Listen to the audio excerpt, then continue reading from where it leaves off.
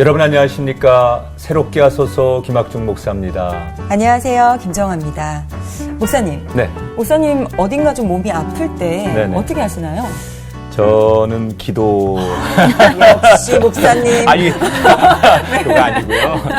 기도하기 전에 네. 병원 가서 선생님한테 진료받습니다. 그렇죠? 목사님도 병원 가시는 거죠? 그럼요. 네. 근데 사실 우리가 몸이 아프면 뭐 당연히 병원을 가는데 이 몸이 아파서 병원 가는 거는 사람들이 상식적으로 받아들이는데 네. 마음이 아팠을 때 네. 병원에 가서 선생님한테 저 마음 아파요.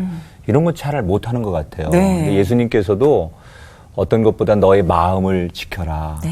그런 말씀하셨는데 우리 마음을 건강하게 하는 거 정말 중요한 일이지 않을까 생각합니다. 맞습니다.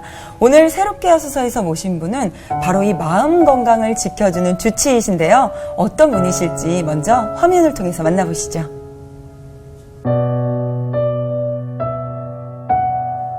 정신없이 바쁜 일상.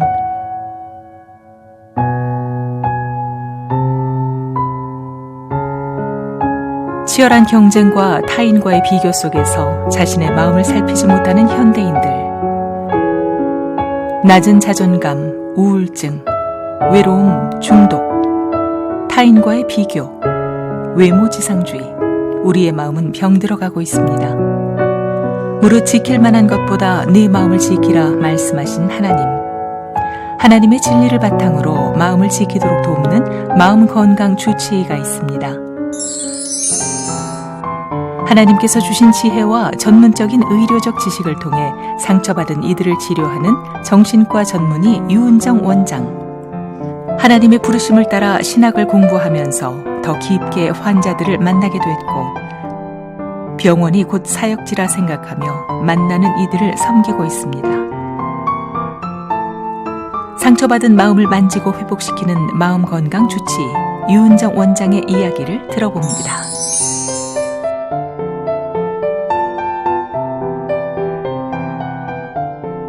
네, 어서 오세요. 반갑습니다. 정신과 전문의 유은정 선생님 나오셨습니다. 반갑습니다. 안녕하세요. 반갑습니다. 네, 미인이라는 소리 많이 들으시죠? 너무 많이 들어서 당연하다는 듯이. 그렇죠. 이미 익숙하신 거예요. 뭐라고 얘기 좀 해주세요. 오히려 좀 방해가 되는 것 같습니다. 그럴 수도 있죠. 네. 네. 우리 시청자 여러분에게 인사 한번 해주시죠. 네. 안녕하세요. 정신과 전문의 유은정입니다. 오늘 사실은 간증 프로그램이라 해서 네. 좀 낯설기도 하고 네. 좀 특강이나 강의는 많이 했었는데 고민이 좀 됐었어요. 네. 그런데 그래도 하나님께서 제 인생을 길게 이렇게 이끌어 주셨던 그 부분들, 네. 50여 년간 거의 이끌어 주셨던 부분들을 생각해 볼 때 내가 같이 한번 나눠서 나에게도 좀 은혜가 되겠다. 또 같이 나눔으로써 또 보시는 분들도 좋겠다. 네. 또 정신과라는 곳이 어떤 곳인가. 네. 또 정신과 의사라는 사람들이 어떤 사람들인가. 네. 다들 궁금하실 텐데 네. 그런 마음으로 나왔습니다. 네. 네, 기대가 됩니다. 그러니까요. 아니, 저희가 앞서서 좀 마음을 지켜주시는 선생님이다라고 이제 소개를 좀 해드렸는데 원장님 좀 하고 계신 일을 소개 좀 해주세요. 네. 저는 뭐 작은 의원을 경영하고 있고요. 정신과 의사이지만 심리상담사들과 함께 포워크를 해야겠다. 네. 라는 생각을 해서 지금 심리상담센터를 같이 하고 있고요. 네. 그렇군요. 네. 거기 또 크리스천 선생님들하고 같이 상담하는데 너무 재미있습니다. 그렇군요. 그 과거에 비하면 이 현대인들이 유독 더 마음의 상처, 뭐 과거에는 그런 통계도 많이 없었겠지만 이 현대인들이 더 마음적인 상처, 여유가 없는 것 이런 것들이 더 도드라진 것 같은데 그러게요. 그 이유가 뭘까요? 저는 상처는 항상 자기 중심성에서 출발한다고 생각합니다. 다른 사람의 어떤 입장에 대해서 생각하는 것이 아니라 자기 중심성, 내 시야로만 보기 때문에 그렇죠. 쉽게 상처를 받고 또 바라는 것들, 바람이 많기 때문에 이제 그러하다. 네. 또 몇 살에는 결혼을 해야 되고 몇 살에는 아이를 낳아야 되고 이런 것들이 정해지다 보니까 내가 그 기준에 부합하지 않으면 뭔가 벌써 루저가 되는 것 같고 인생의 실패자가 되는 것 같은 스타트를 경험하면서 상처의 원조가 그때부터 시작이 되는 거죠. 이제 나가서 결혼하면은 뭐 누구네는 어떤 집에 살고 있는데 우리는 비교 뭐 무슨 의식 차를 같은 타고 거. 있는데 이런 식으로 작은 것부터 비교하게 되고 영적으로도 비교를 합니다. 네. 누구는 새벽 기도를 뭐 출석을 매일 하는데 뭐 나는 못하는 것 같고 이런 식 헌금을 얼마 하는데 11조를 얼마 하는데 이런 비교의 의식이 우리나라에서는 상처에 굉장히 큰 근본이 네. 된다고 생각합니다. 저는 이제 그 정신과 선생님들 뵐 때마다 저도 가서 좀 그 때로는 이렇게 상담을 하고 싶을 때가 있어요. 네. 왜냐하면 우리가 육신적으로 이렇게 감기나 몸살을 오면 좀 쉬어야 되지 않느냐. 맞습니다. 가서 뭐 처방도 받고 좀 쉬세요, 목사님. 그러면 가서 집에 가서 쉬고 그러거든요. 마음도 때로는 막 너무 바쁘게 살다 보면 뭔가 내 안에 정리가 좀 필요하니까 그런 도움이 필요해서 가야 되는데. 사실 목사님이 가장 많이 필요한 왜 그러시냐면 다들 일 중독이 많으시잖아요. 맞아요. 24시간 동안 거의 일하시는 네, 수준으로 전화도 받으시고 밤에 목회를 하시니까 맞아요. 참 많이 지쳐 있으시죠. 제가 관심을 갖는 것 중에 이런 얘기 한번 질문 드리고 싶었어요. 성경 안에서 정신과 선생님의 눈으로 봤을 때 가장 좀 치료가 돼야 되는 분들 또 어찌 보면 정신과하고 가장 연관이 있는 인물들이 분명히 있을 것 같아요. 네. 상처를 극복한 예로는 네. 뭐 여러분 잘 아시는 요셉. 요새 이 상처를 극복한 가장 대표적인 예죠. 네. 사실 많은 상처들이 있지만 버림받고 부모로부터 네. 버림받고 형제로부터 버림받았다는 것 자체는 굉장히 큰 트라우마예요. 네. 그래서 그 사람이 어떻게 그 험난한 그런 과정들 가운데에서도 늘 기쁨과 감사를 잃지 않았는지. 또 요셉이 그렇게 성공할 수 있었던 것은 뭐 하나님이 축복하신 것도 있지만 본인의 자질이 굉장히 감사하고 작은 일도 소중하게 여기고 일상을 꾸준히 견뎠다는 것. 종으로 있었을 때나 죄수로 있었을 때나 네. 그 매일매일의 일상에 충실했다는 것. 저는 그게 참 보였어요. 그래서 환자분들도 오시면 너무나 많은 정말 그 드라마 같은 사연들 많잖아요. 전 드라마를 보지 않습니다. 왜냐하면 이미 너무나 많은 드라마를 듣기 때문에 굳이 네. 드라마를 볼 필요가 없어요. 네. 근데 드라마 같은 사연들을 갖고 오시지만 그분들에게 늘 드리는 말씀은 우리가 타임머신 타고 과거로 돌아가서 그걸 다 뒤바꿀 수 없다. 또 하나님을 원망하거나 누구를 원망하는 것이 해결책이 될 수 없다. 그랬을 때는 지금 이 순간을 매일매일 견디면서 내가 최소한의 이 상태에서 매일 버틸 수 있는 것. 마치 그 마지막 잎새가 그 가지에 붙어있는 이유가 정말 그걸 보고도 또 감동을 받는 사람이 있었잖아요. 네. 그것처럼 그냥 제자리에만 있어라. 예를 들어서 남편이 바람핀다. 자녀가 사춘기다. 내가 해줄 수 있는 것이 없어요. 근데 그 기간 동안 꾸준히 내 할 몫만 하고 버티다 보면 반드시 터널의 끝은 있다. 라는 것을 요셉이 대표적인 사례네요. 대표적인 사례죠. 그래서 그 사람에게는 나중에 용서할 수 있는 힘이 생기는 거죠. 그렇군요. 근데 용서할 능력과 힘도 생기지 않았는데 용서부터 하라 그러면 그거 역시도 또 트라우마. 그러네요, 정말. 이렇게 마음 건강을 지키는 이야기를 듣다 보니까 정말 흥미로워지는데 또 우리 원장님의 개인적인 이야기가 또 궁금해져요. 그렇죠. 네. 이쯤에서는 이제 네, 좀 들어보고 싶은데 네. 우리 원장님 원래부터 좀 의사의 꿈이 좀 있으셨나요? 사실은 저희 엄마 의견과 제 의견이 많이 다른데 저희 어머님은 너가 의사를 하고 싶어 했다. 어렸을 때부터 그런 얘기를 하셨고 네. 저는 이제 엄마가 이제 나를 의대를 보냈다. 이제 그런 걸로 사실은 의과대학 다닐 때 엄마를 참 많이 원망을 했었어요. 적성에 좀 많이 안 맞아서. 네. 디자인이나 이제 그 의류 쪽에 관심이 의상 디자인 어렸을 네. 때도 막 그런 그림 그리고 그랬었는데 지금 생각하면 안 하길 잘했다는 생각합니다. 근데 이제 의대를 어찌됐든 간에 그렇게 해서 가셨고 이제 전공을 선택해야 되잖아요. 맞습니다. 많은 분야가 있는데 정신과를 택한 이유가 있으실 것 같아요. 네. 근데 정말 솔직하게 거짓말이 아니라 제비뽑기를 정말 했어요. 제비뽑기 네. 어느 과를 갈 거냐. 저는 이제 선택장애, 결정장애로 오는 분들에게도 제비뽑기를 권합니다. 오. 네. 운에 맡겨라 이런 내용이 아니라 자기의 마음을 알아볼 수가 있어요. 네. 예를 들어서 20대 아이가 이 남자친구랑 헤어져야 될까요? 저 5년이나 사귀었어요. 그러고 와요. 그럼 제비뽑기를 같이 합니다. 실제로. 네. 그러면 거기 헤어져라 이런 말이 나와요. 네. 패들더니 그럼 그 자매가 환하게 웃는 거예요. 아, 그럼 그 마음이구나. 자기는 헤어지고 싶었는데 그 형제한테 미안해서 말을 못한 거예요. 근데 사실은 자기 마음을 숨기고 만나는 것 자체가 또 얼마나 괴로웠겠어요. 그렇죠. 그건 위선인 거죠. 네. 네. 그래서 잘 아름다운 이별로 마무리했던 그런 기억이 있습니다. 그래서 제비뽑기는 결국은 자기 마음을 알 수 있는 거예요. 그러네요. 네. 진로를 정하는 데 있어서 정말 부모님의 영향을 어떻게 보면 되게 많이 받으셨어요. 그렇다면 그 신앙의 영향도 좀 부모님의 영향이 좀 있었던 건가요? 그러니까 저희 이제 3대째 모태 신앙 있고요. 이제 어려서부터 엄마가 새벽기도 갈 때 이제 따라가고 했던 기억들이 네. 아무래도 신앙은 어려서 이제 부모님의 영향이 많이 있는 것 같습니다. 뭐 주기철 목사님 그런 그 영화 같은 거 엄마 같이 보러 갔을 때 앞에서 뭐 따라 보면서 울고 했던 기억도 나고요. 또 부모님 저희 집에 이제 그 목사님들도 또 작은 아버님도 목사님이시고 네. 또 신학 공부를 하는 데 있어서도 그런 결정을 네. 내리는 데 도움이 많이 됐던 것 같아요. 그러면 이제 이게 사람이 신앙이라는 게 자연스럽게 모태신앙으로 가졌지만 흔히 우리가 젊을 때 또는 학생 때 뭐 이렇게 살아가다 보면 신앙의 슬럼프를 겪고 모태신앙인들이 특히 그런 이제 네. 코스들이 많아요. 우리 선생님한테도 분명히 뭐 평탄한 것 같지만 하나님과 좀 멀어진 시간도 있었을 거고 다시 또 하나님 네, 앞에 맞습니다. 가까이 가는 시간도 있었을 텐데 언제 제일 하나님과 멀어지셨던 것 같아요?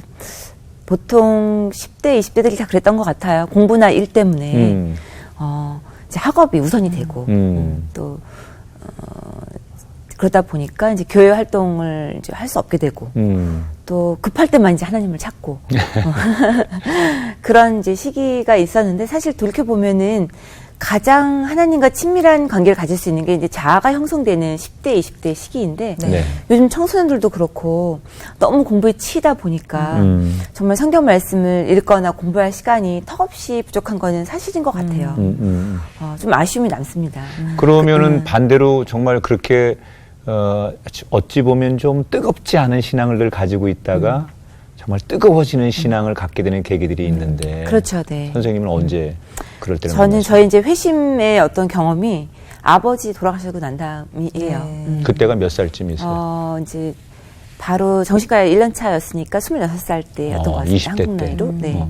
근데 이제 아버지가 저에게 어떤 성공의 상징이었어요. 네. 굉장히 우수한 분이었고 능력이 많은 분이어서 아버지처럼 돼야 되겠다 네. 라는 생각을 늘 했었는데 저희 아버님이 그 IMF 때 갑자기 여러 가지 스트레스를 받아서 경제적으로 어려움도 생기고 하면서 갑자기 돌아가시는 걸 목격하면서 성공이라는 게 도대체 뭔가 저렇게 한순간에 갈 수 있는 거구나. 돈이나 명예를 쫓는 것이 별거가 아니구나 라는 것을 굉장히 뼈저리게 느낀 거죠. 그래서 나중에 이제 신학교를 가게 된 계기도 7년 후에 가게 됐는데 네. 그때는 몰랐어요. 내가 어떻게 하다가 미국까지 왔지? 이런 생각을 했었는데 수업 시간에 깨달았어요. 아버지의 죽음이 나를 곧 다가올 나의 죽음, 우리가 가까운 친족의 죽음은 사실은 곧 다가올 나의 죽음을 예측하는 거거든요.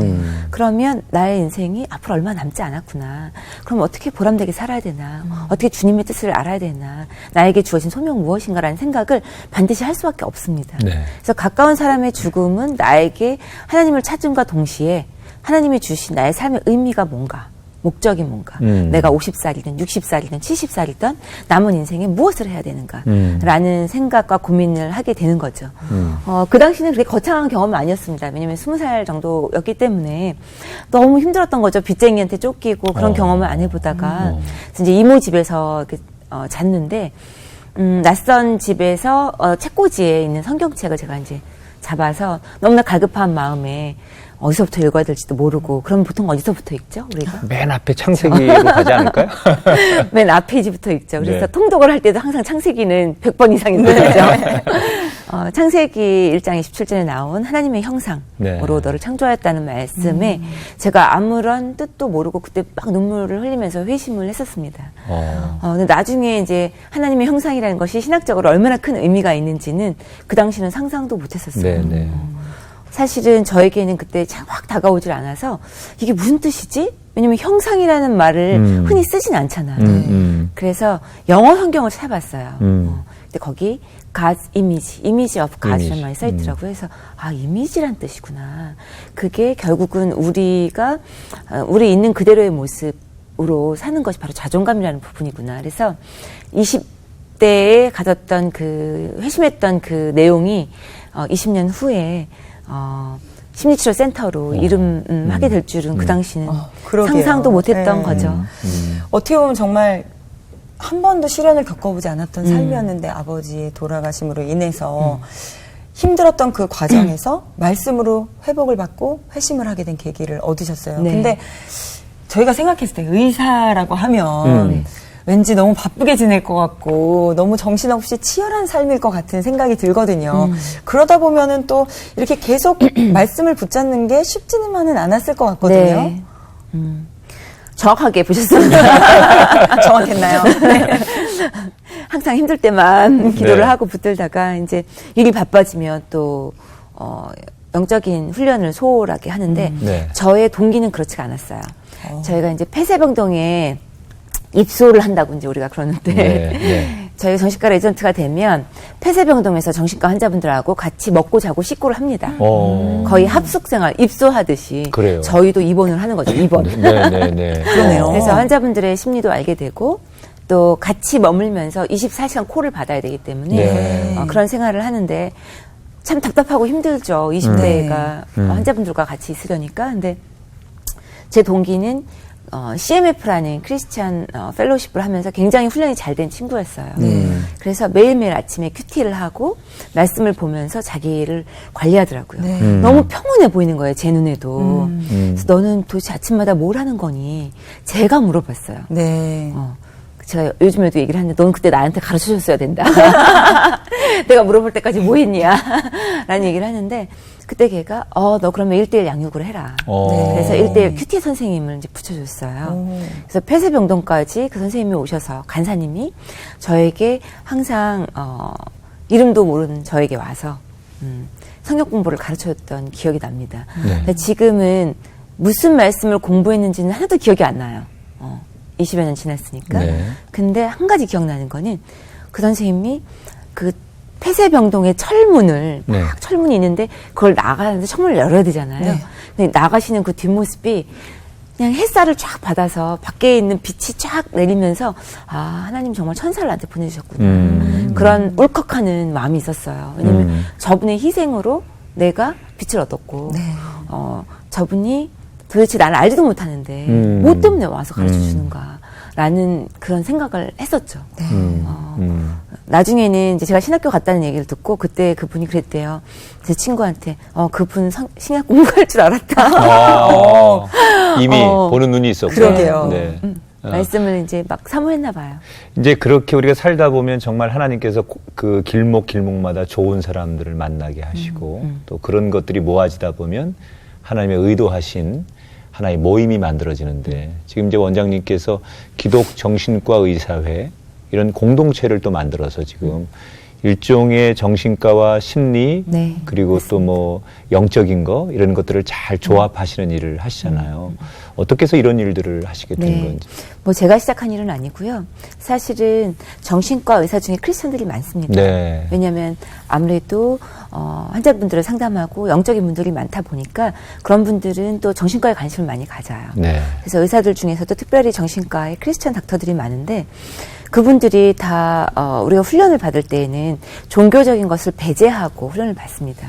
예를 들어서 상담 내용 가운데 억지로 뭐 기도를 시킨다든지 성경 말씀을 하는 것은 종교를 치료 세팅에 갖고 오는 것이 중립성을 잃기 때문에 그것이 옳지 않다라는 교육을 받아요.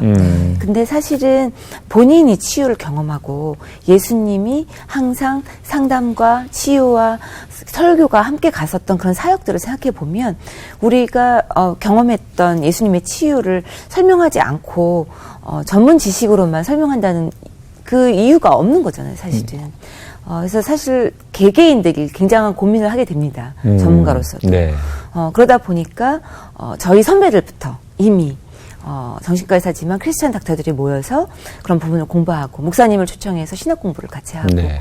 하면서 그 부분들을 접목시키려는 예들이 사실 많이 우리나라에도 있었고 미국에서도 이미 인터그레이션이라는 학문을 통해서 많은 신학교에서도 또 시도하고 있는 부분이기도 하죠. 네. 저가 또 느꼈던 것이 역시 이런 크리스찬에 대한 어떤 그런 영적인 부분을 우리가 배제하고는 상담을 진행할 수 없겠다라는 생각이 더 굳어졌던 네. 동료들로 인해서 서로 그런 걸 격려하는 그런 굉장히 재미있었어요. 어찌 보면 정말 자연스러운 신앙을 갖는 네. 사람으로서 굉장히 자연스럽게 그런 모임까지 발전되는 거네요. 그렇죠. 네. 그 모임으로 인해서 내가 신학 공부까지 해야 되겠다라는 마음을 먹으신 건가요? 저희 아버님과 작은 아버님이 신학 공부를 미국에서 굉장히 하고 싶어 하셨는데 비자가 나오지 않아서 그 당시만 네. 해도 저는 쉽게 비자도 나왔고 여러 길들이 열리는 걸 보고 내가 부모님이 하지 못했던 아버님은 항상 나는 지금 돈 버느라고 못하지만 왜냐면 장남의 자식들을 먹여 살려야 되니까 은퇴를 하면 정년퇴임을 하면 반드시 신학 공부를 하겠다. 그렇게 말씀하시는 분들 꽤 많아요. 아버님이 늘 그런 얘기를 하셨었군요. 네, 그런 얘기를 하셨습니다. 네. 그랬던 기억도 나고 해서 제가 그런 기도를 했어요. 의사로 뭐 먹고 살고 하는 것도 중요하지만 생선의 가운데 토막을 하나님께 드리는 게 중요하겠다. 생선의 꽁지 내가 은퇴하고 나서 이제 신학을 해볼까 이게 아니라 가운데 토막을 드려야겠다라는 어떤 여자였기 때문에 또 그런 용기가 있었던 것 같아요. 그럼 하여튼간 뭐 여러 가지 상황들이 아버지나 작은 아버지가 하려고 했던 신학 네. 그것을 내가 어쩌면 대신 해야 되겠다라는 마음도 있었고 또 상황이 장학금을 받으면서 이거 가지고 공부를 신학을 하는데 네. 내가 이제 고백한 것도 있으니까 네, 맞습니다. 그래서 자의반 타의반이라고 말씀하셨는데 어쨌든 간에 막상 신학을 또 해보시니까 신학에 입문하기 전과는 느낌이 달랐을 것 같아요. 네, 맞습니다. 풀러 신학교를 가신 네. 거죠, 미국에. 풀러 신학 대학원을 이제 네. 입학을 한 건데 가장 좋았던 거는 저는 이제 워낙에 엄격한 집안에서 자랐기 때문에 목사님 눈도 못 마주치는 네. 목사님 혹시라도 그림자라도 밟으면 안 된다라는 네. 정말 그런 마인드였어요. 10대, 20대 때는. 네. 그런데 이제 목사님이 준비 과정이나 목사님을 하는 분들을 만나면서 그들도 인간이구나. 내 도움이 필요하구나. 그리고 친구로 지내면서 좀 더 인간적으로 어떤 어려움을 겪게 되는지 또 정말 순수하게 헌신했던 그런 삶들이 얼마나 현실적으로 어려움에 부딪히게 되는지에 대한 것을 피부로 저도 함께 느끼게 됐었습니다. 네. 그래서 참 그 시간이 귀했고요. 그래서 제 마음속에도 또 목회자나 목회자 가정 또 선교사 분들에 대해서 좀 더 다른 관점으로 그냥 직업적인 걸 보는 것이 아니라 친구들이 이제 있었기 때문에 그 마음들을 이제 살펴볼 수가 있었고. 일종의 이제 의사 가운을 벗고 학생이 된 거잖아요. 맞습니다. 또 미국이라고 하는 나라는 동양들이 아닌 네. 백인들이나 외국인들이 많은 곳에서. 딱 가니까 굉장히 좋을 줄 알았는데 네. 굉장히 철저하게 침묵 훈련을 받았어요. 영어도 잘 못하지. 네. 또 한국말 할 친구들이나 어떤 동료가 있는 것도 아니지. 그 전에는 환자분들도 많이 만나고 막 이랬는데. 네.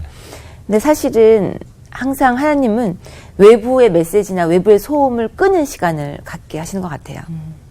모든 분들 다 경험하셨겠지만 네.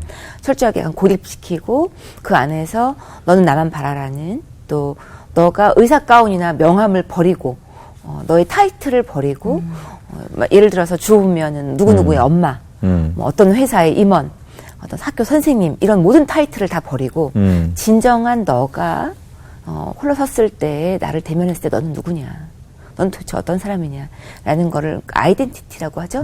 정체성을 먼저 정립시키는 그런 도움이 됐었고, 저는 내적 치유에 관심이 많아서 어떻게 하면은 나의 치료하는 이런 방법과 내적 치유를 하는 것과 접목시킬 수 있을까라는 것 때문에 막 산속에도 가고 뭐 리트리트한데도 가고 그랬어요. 근데 가기 전에 목사님한테 기도를 받았는데 그 목사님이 그러시는 거예요. 가면 금은보화가 기다리고 있다. 그래서 제가 너무나도 기대를 하고 기대감에 부풀어서 그 3박 4일 치유 세미나를 갔는데 3박 4일이 지나도록 아무 일도 없는 거예요. 네. 기대감을 갖고 왔는데 가면 뭐 귀신 쫓는 걸 보게 되고 또 뭐 이혼한 커플들이 다시 막 합쳐져가지고 막 우리 같이 살기로 했어요 이럴 줄 알았는데 아무 일도 없는 거예요. 그래서 제가 마지막 날 이제 통성기도를 하는데 이런 말씀을 드렸어요. 하나님한테 이게 도대체 뭡니까? 금은보화는 어디 있고 도대체 하나님의 치유는 너무나도 어렵다. 내가 할 수 있을 것 같으냐? 뭐 못하겠다. 이제 이런 어떤 푸념을 늘어놓는데 낮은 막한 음성으로 이런 마음이 저에게 새겨졌습니다. 금은보화는 바로 너다. 너무나도 심플한 말인데 거기서 제가 확 무너졌어요. 아, 나는 아직까지도 눈에 보이는 업적에만 신경 쓰고 있구나. 외부에만.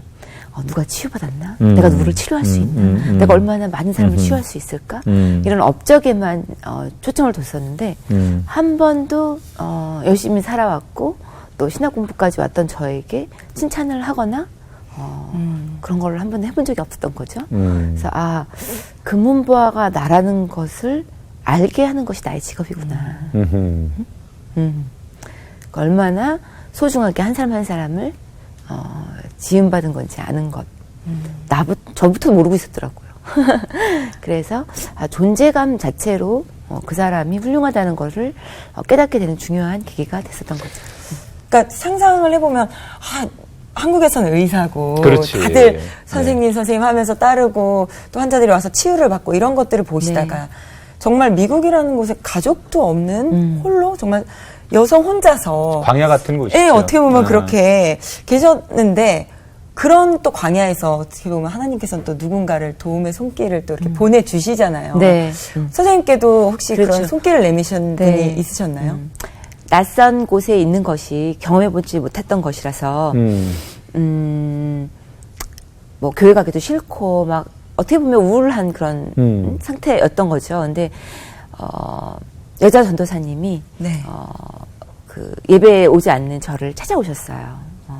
그래서 제일 처음 했던 일이 뭐냐면 먹을 거를 맛있는 걸 사주시면서 그 여자 전사님이라고 하는 분은 백인을 말씀하시는 거예요? 아닙니다. 한국분. 네, 한국분. 네. 거기는 이제 백인 교회였는데 한국 회중이 따로 있었어요. 네. 그래서 차를 타고 이렇게 드라이브를 하면서 이제 햄버거 집에 가서 같이 햄버거를 먹었던 그 햄버거 맛이 기억이 나요. 네. 그러면서 어떤 생각이 드냐면 미국도 살만하구나. 처음으로 또 그렇게. 네, 미국도 살만한 곳이구나. 그래서 제가 그때 느꼈던 게 뭐냐면 모든 사역에는 먹을 것이 중요하다. 중요하죠. 먹을 것이 중요하다. 특히 유학생에게는 먹는 것이 굉장히 중요한. 그래서 우리가 심리, 영적인 거 이런 걸 생각하면 굉장히 뭐 먹는 거나 육적인 거를 소홀히 하기 쉬워요. 네. 근데 저는 굉장히 이것이 다 같은 맥락으로 가야 된다고 생각을 해요. 그렇죠. 그게 시작 아닌가요? 네. 네. 그러니까 예를 들어서 어떤 자매들 와서 그래요. 내가 무슨 옷 한 벌 사서 예쁘게 입는 것도 죄책감이 든다. 왜냐하면 내가 이렇게 나를 꾸미면 어딘가 아프리카에서는 부족한 아이들은 식량도 못 먹고 있지 않냐. 이런 사실 양심적인 선언이긴 하거든요. 근데 한쪽으로 약간 치우친 경향이 있어서 물론 요즘에 너무 풍족하고 너무 낭비하는 게 문제지만 또 그 자매처럼 자기를 너무 핍박하고 자기 비하에 빠지는 것도 사실 문제가 되거든요. 그래서 그것이 균형을 잡는 것이 굉장히 중요하다. 라는 생각을 더 하게 됐습니다. 육적인 것도 너무 무시해서는 안 되겠구나. 그러면. 네.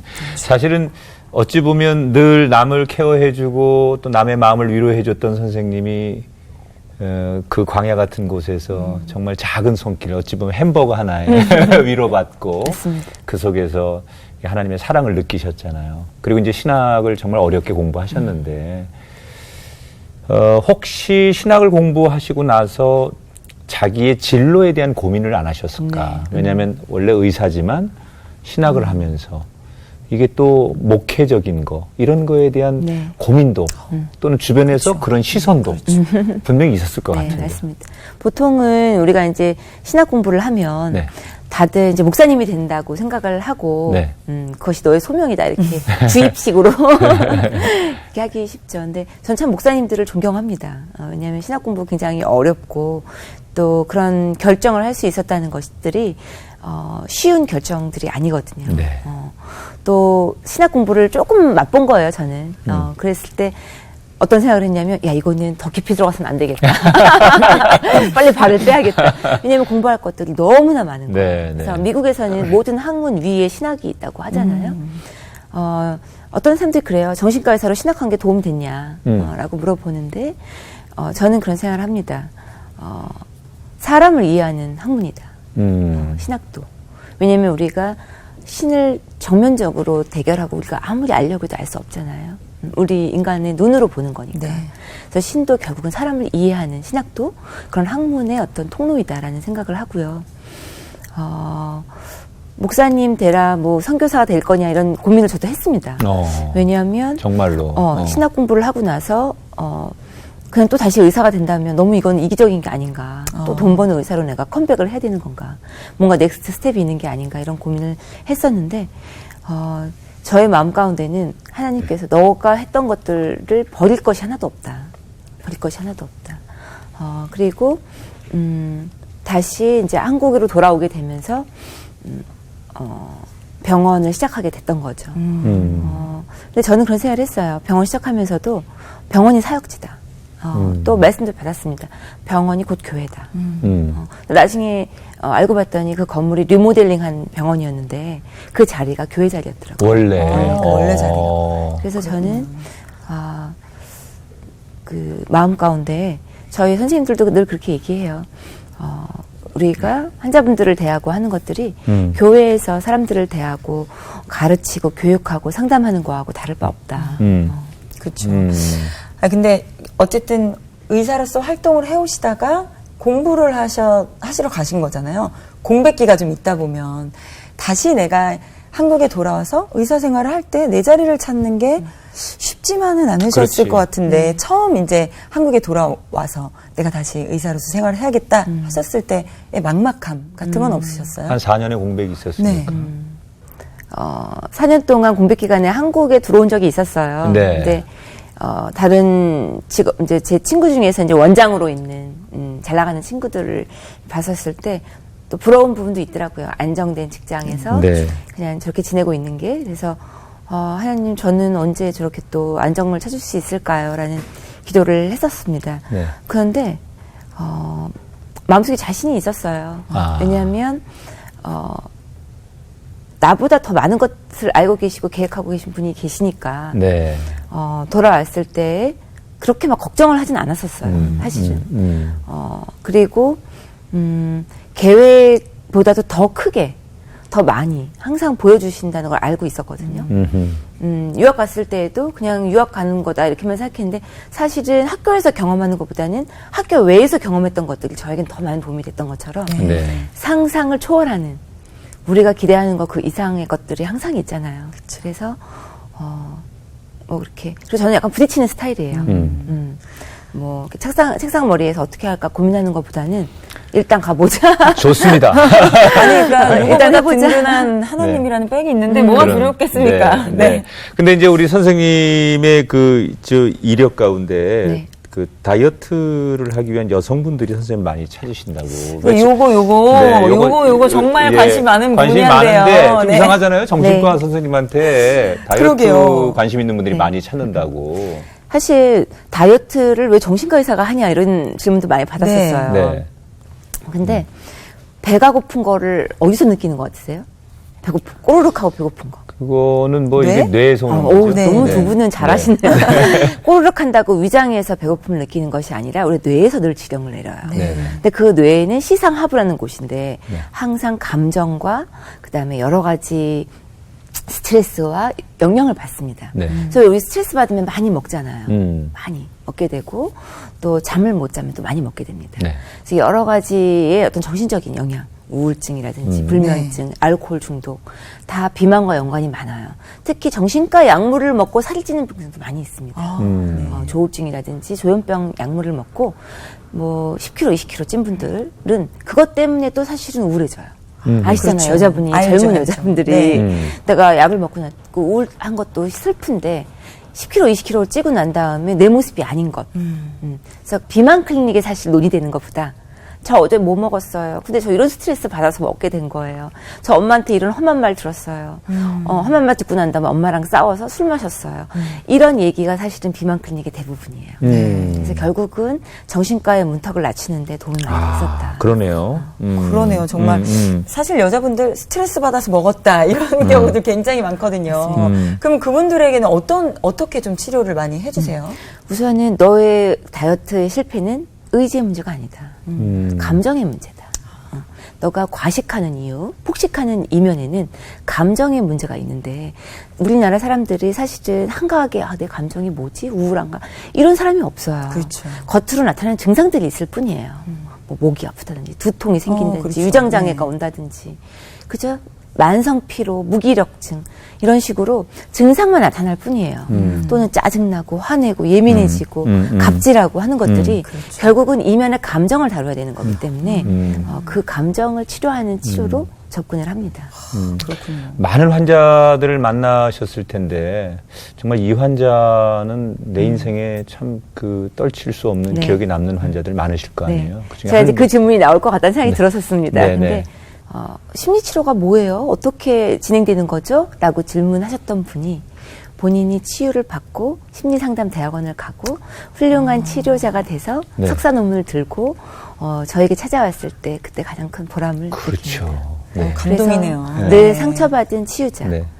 내가 지금 힘들고 정신과를 다니고 심리치료를 받는다 하더라도 그것이 과정일 뿐이고 인생의 큰 그림 가운데서는 오히려 훌륭한 치유자로 거듭나는 그 과정이다라는 것을 꼭 말씀드리고 싶어요. 그리고 상처받지 않아 본 사람은 상처를 볼 수가 없는 거잖아요. 참 좋은 교과서네요. 마지막으로 우리 원장님 앞으로 어떤 계획과 기도 제목 있으신지 함께 나눠주세요. 저희 그 심리치료센터에서도 저희 기도 제목을 나눕니다. 네. 환자분들을 위해서도 기도하고 여러 가지 놓고 기도하는데 우선은 저희 병원을 찾는 많은 크리스찬 상담가들을 찾는 많은 크리스찬 분들이 계세요. 특별히 크리스찬이라는 이유로 저희 병원을 찾은 분들에게 저희가 어떻게 상담을 접근하고 하는 것이 하나님 중심으로 또는 그 올바른 방법으로 갈 수 있다는 것을 항상 저희가 기도하고 있고요. 어떻게 보면 정답이 없거든요.